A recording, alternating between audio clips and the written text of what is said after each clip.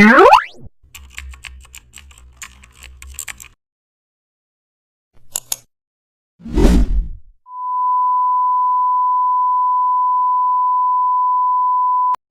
back to the channel, and don't forget to like, share and subscribe for more updates. Today we are diving into an exciting tutorial: how to turn a photo into paper cutout style art.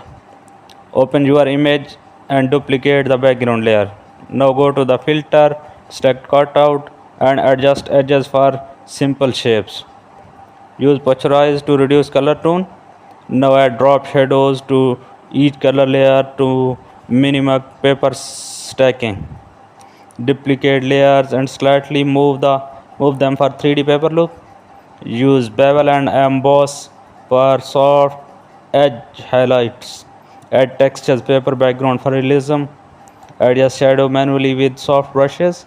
Apply curves for clean contrast. Use pastel tones for a modern paper art feel.